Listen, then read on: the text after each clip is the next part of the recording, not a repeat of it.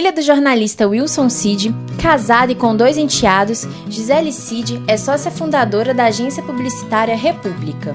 Gisele, como surgiu a República?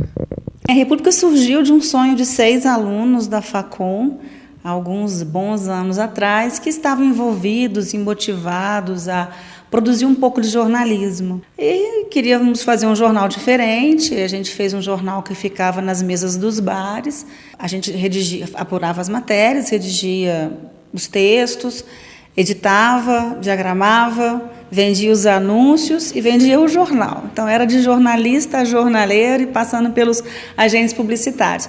Ele chamava Toalha de Bar. E a partir desse jornal, que começou a dar certo, a gente conseguiu até ganhar uma graninha. A gente resolveu ampliar as nossas atividades, registramos a empresa. Quando fomos registrar, a gente ampliou o objetivo social dela, envolvendo outras coisas que não apenas o jornalismo. E assim foi, a gente estava ainda no 2º ano da faculdade, levamos a época o nome era Argos, não era República, e quando a gente se formou, alguns colegas foram cuidar de outros caminhos, e eu e a Maria Lúcia ficamos na Argos, até que há 11 anos a Argos se fundiu com uma outra empresa chamada Agência 1, fundou a República, estamos aí agora até hoje. Você também teve experiência na TV, conta um pouquinho pra gente sobre isso. Um dia antes de eu me formar, eu tive um convite para trabalhar numa emissora, era o SBT aqui à época, a TV Tiradentes, mas ainda sempre levando a agência junto. E fiquei lá durante 6 meses, depois desses 6 meses, que era a TV Globo, hoje Integração, eles também me convidaram para ir para lá, aí eu fui, fiquei quase 8 anos. Depois acho que estava complicado para conciliar a agência e a televisão, e aí eu optei por me dedicar à República e assim eu fiz. Depois de um bom tempo, de um tempo atrás, veio um projeto super bacana, que foi o da TV Visão, e eu fiz um programa lá, chamava Agridoce, era um programa mais descontraído, de entrevista, programa semanal, que durou talvez uns 4 ou 5 anos e também terminou, e agora eu estou só por conta aqui da agência, que já é muito. Conta um pouquinho pra gente mais sobre o Agridoce. O Agridoce foi uma delícia, tanto agri quanto doce. Então, ficamos pensando em fazer uma coisa diferente, um programa diferente. E aí a gente colocou a cabeça para funcionar, surgiu a ideia de fazer um programa que o ambiente fosse numa cozinha. As pessoas eram convidadas a ir ao Agridoce e fazer uma comida, enquanto eu fazia uma entrevista. A gente ia cozinhando, batendo papo, tomando café. E realmente foi uma delícia, foi uma experiência super legal, que foi uma forma de trabalhar um jornalismo mais descontraído do que eu vinha trazendo nos últimos anos, né? E você tem alguma história inusitada para contar sobre o programa? E quase todos os programas tinham história inusitada, né? Como a gente procurava fazer uma coisa muito informal, a gente praticamente não editava, né? O que a gente gravava, ele ia ao ar. Erros meus, ou erros dos entrevistados, ou erros técnicos, ou erro do prato que estava sendo feito, a gente raramente cortava. Então, já aconteceu de dar errada a comida, já aconteceu de desandar ponto da comida, aconteceu de pegar fogo em pano de prato e a gente deixar pegar fogo e apagar. Enfim, essa que era muito descontraído, né? E a gente tinha, ao longo desses anos, a gente brincava com algumas provas que eram feitas durante o programa. Então, tinha, por exemplo, a prova do ovo. A pessoa era desafiada a fritar ovo. As pessoas falam, fritar ovo é muito fácil. Não é. Fritar ovo não é muito fácil. Então, ela tinha que dizer como é que ela ia fritar aquele ovo. Se ele ia ficar com gema dura, com gema mole, se ia ficar...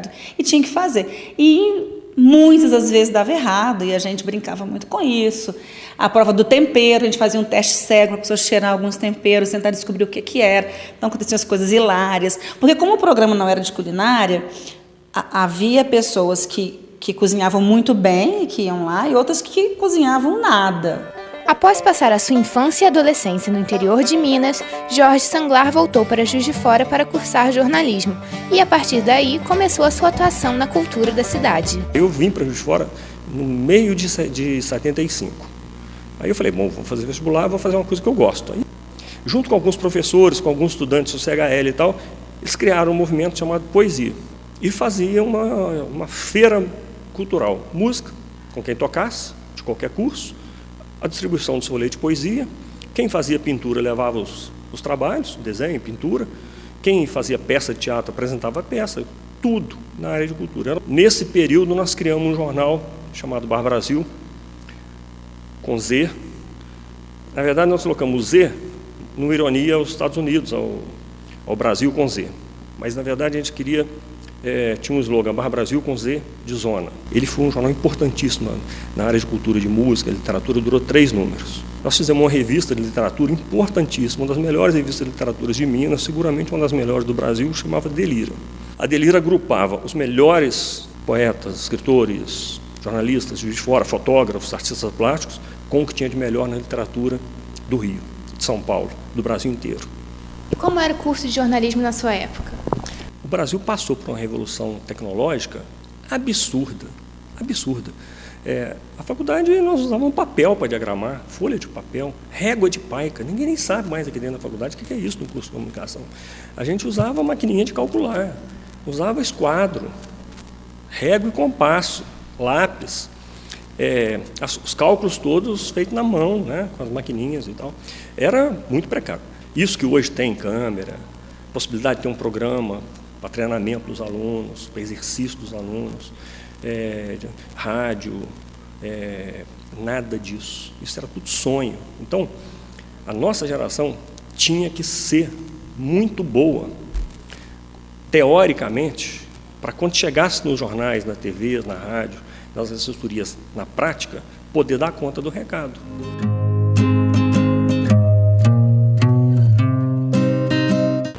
Quantos instrumentos o senhor toca e alguém te ensinou? Olha, alguém ensinar sempre existe esta eminência, porque ninguém aprende sozinho. Alguém diz assim, eu aprendi sozinho. Ele olhou alguém, viu, reparou, alguém passou alguma coisinha, ele foi numa banca de revista, comprou uma revista, mas só ninguém aprende.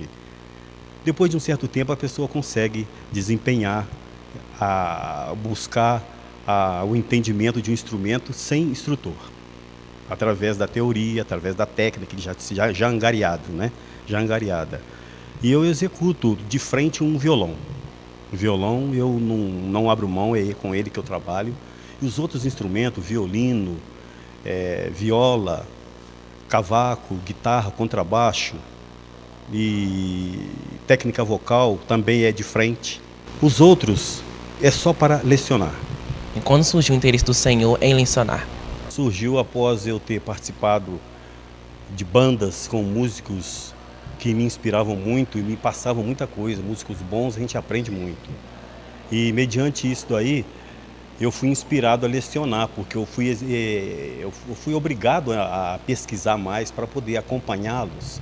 E desde então, eu venho pesquisando e lecionando música.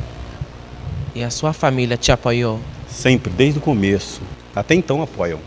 E como surgiu a oportunidade de trabalhar com o coral da UEST-JF? Isso aí foi muito interessante, porque eu recebi uma ligação do André Pires, o maestro atual, né? E me convidando a lecionar ali. E ali eu participei de um concurso. Dei aula para os corais. Ali estava incluído os vocais de soprano, contralto, tenores e baixos. No próximo bloco você vai conhecer mais sobre a vida do Cláudio Ramy. Não saia daí, o Mosaico volta já já.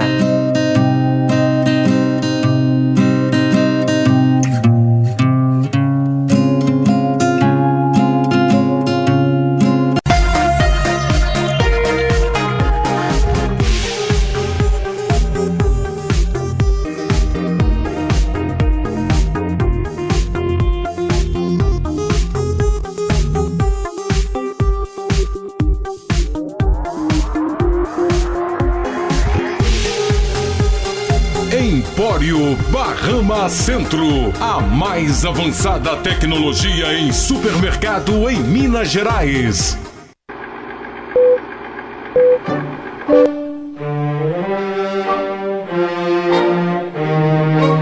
Qualidade, tradição, sabor, sofisticação. Tudo isso em um só lugar. Rei do Mate do Shopping Alameda, aberto diariamente até às 22 horas.